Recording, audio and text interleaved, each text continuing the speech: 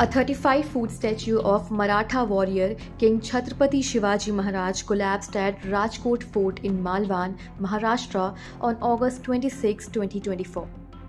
The statue, which was unveiled by PM Narendra Modi on December 4, 2023 during Navy Day celebrations, fell around 1 pm. The incident occurred amidst heavy rains and strong winds that have affected the Sindhubarh district over the past few days. Experts are currently investigating the cause of the collapse. In response to the incident, Maharashtra State Education Minister Deepak Kesarkar visited the site on August 27 to inspect the damage. He described the event as an accident. देखिए, ये तो एक accident है और ये जो पुतला है ये नेवी ने इरेक्ट किया था। उस वक्त बहुत जल्दी में वो नेवी डे था, प्राइम मिनिस्टर साहब आने वाले थे, तो उस वक्त बहुत जल्दी ये काम हुआ जिसका सब लोगों ने उसकी सराहना भी की थी।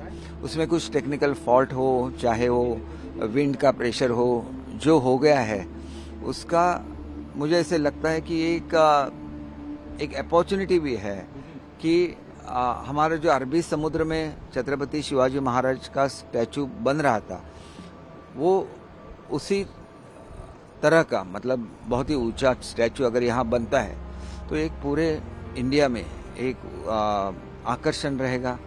बहुत सारे पर्यटक मालवण में आते हैं, तो बहुत जल्दी न करते हुए इसके बारे में सोचा जाए और जैसे स्टैचू ऑफ लिबर्टी है उसी तरह से इसका निर्माण और इस क्षेत्र का विकास हो तो एक छत्रपति शिवाजी महाराज की तरफ ये बहुत बड़ी आदरांजलि और नमन होगा। BJP leader Nilesh N. Rane also arrived for an inspection. The authorities are working to assess the full impact of the collapse and address any safety concerns related to the fort and its surroundings.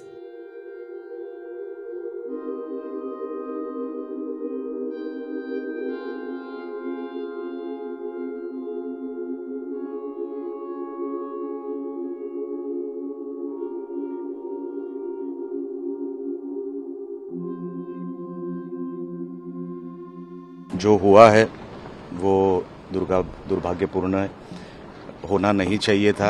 इसमें जिसकी गलती है, contractor हो, officers हो, जिनकी ये गलती है उनके ऊपर कड़क कार्रवाई हो, ये हमारी मांग है और वो फॉलोअप देखिए हम लोग करेंगे। हम लोग सरकार में बैठे हैं तो उनके ऊपर कड़क कार्रवाई ज़रूर होगी। और दूसरी तरफ वापस ये स्टैचू इधर इंस्टॉल करने के लिए, इधर वापस खड़ा करने के लिए जो कुछ करना पड़ेगा जल्द से जल्द वो सब किया जाएगा। ये आश्वासन मैं आपको देता हूँ।